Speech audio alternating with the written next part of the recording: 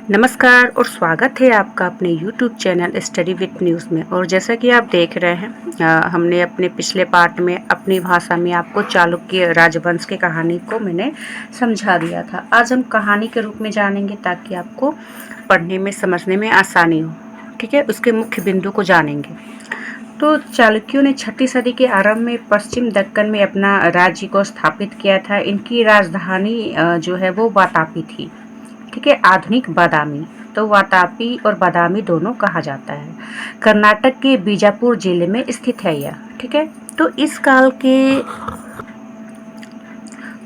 तो कह सकते हैं कि इस काल में दक्षिण में कोई भी अन्य शक्ति उतनी महत्वपूर्ण नहीं थी जितने कि बादामी का चालुक्य थे। ठीक है, अब देखिए ये क्रम है बादामी के चालुक्य जो राजवंश है, ये उनका क्रम है। पहले जयसिंह, फिर रणराग, उनके पुत्र पुलकेशिन द्वितीय, फिर उनके दो पुत्र होते हैं कीर्तिवर्मन और मंगलेश। फिर कीर्तिवर्मन के पुलकेशिन द्वितीय होते हैं और इनका भाई रहता है विष्णुवर्धन। ठीक है, फिर विष्णुवर्धन से होते हैं वेंगी के चालुक्य। ठीक है, वेगी के चालुक्य, मतलब ये चालुक्य रहते एक ही वंश के हैं। ठीक है, लेकिन ये अपने नाम अलग अलग रखते हैं। सिर्फ चोल ही ऐसे राजवंश था जिन्होंने अपना नाम एक ही रखा, क्योंकि इन चालुक्य और चोल दोनों कह सकते हैं कि अलग अलग अंतराल पे आए थे। ठीक है, मतलब इन्होंने गैप लिया था। एक राजवंश मतलब बादामी के चालुक्य जो थे उनके कितने काफ़ी सारे, फिर वो सामंत बनते हैं, फिर वो राजा बनते हैं, तो गैप हुआ ना। चोल में भी इसी तरह से हुआ था। मैंने आपको डिटेल में बताया है। अगर यहाँ मैं फिर से बताने लगूंगी तो टाइम आपका वेस्ट हो जाएगा। तो देखो, चालुक्यों की जो मूल शाखा का जो उदय था ना, उसका स्थल था वातापी। ठीक है, वातापी, आधुनिक बादामी।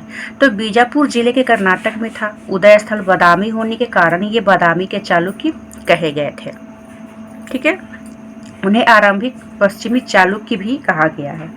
और इसमें हम सबसे पहले पुलकेशिन प्रथम को पढ़ेंगे, जो कि रहते हैं 543 से 566।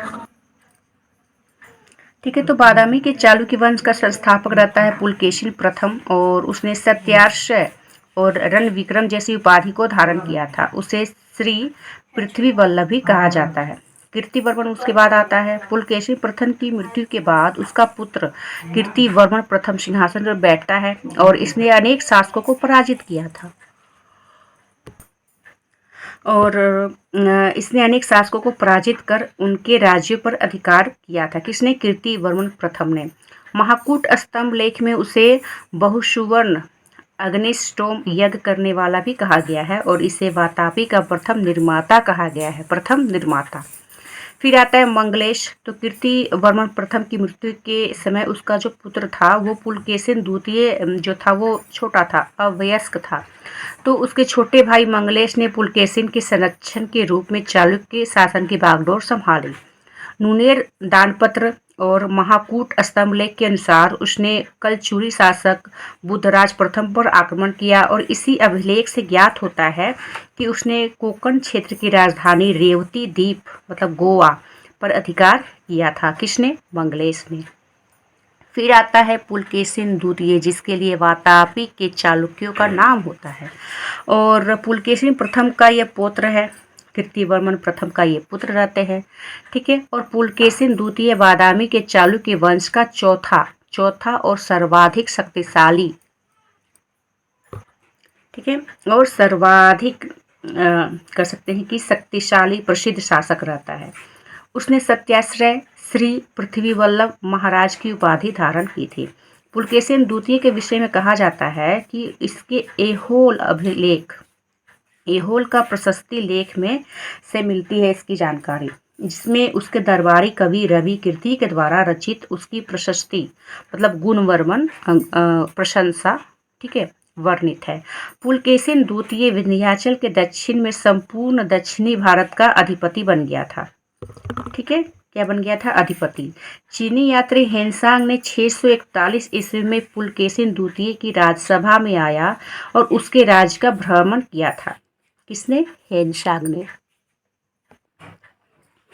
क्योंकि देखिए हेनसांग कब आया था, फिर से आपको रिपीट कर दें, हेनसांग आया था हर्षवर्धन के समय में। और हर्षवर्धन को किसने हराया था, तो हर्षवर्धन को पुलकेशिन द्वितीय ने हराया था। इसकी जानकारी आपको कहाँ से मिलती है, तो इसकी जानकारी आपको पुलकेशिन द्वितीय के ऐहोल अभिलेख से मिलती है। ठीक है। तो प्रायद्वीप के पूर्वी भाग में सातवाहनों के अवशेष पर कृष्णा गुटूर क्षेत्र में इक्ष्वाकु का उदय हुआ और ये नागार्जुन कोंडा और धरनीकोटा में अनेक स्मारक छोड़ गए थे। इन्होंने कृष्णा गुटूर क्षेत्र में भूमि अनुदान की प्रथा चलाई थी। तो जब आप पुस्तक पढ़ेंगे ना, तो आपको बादामी के चालुक्य के बारे में इतनी ही जानकारी मिलेगी जो कि आपका एनसीईआरटी 12 तक दिया गया है। ठीक है, समझ गए। हम नेक्स्ट वीडियो में कल्याणी के चालुक्य के बारे में पहले मैं आपको समझाऊंगी, फिर आपको ये सभी जो किताबी भाषा है उसे समझाऊंगी। ठीक है, तब तक के लिए पढ़ते रहें। धन्यवाद।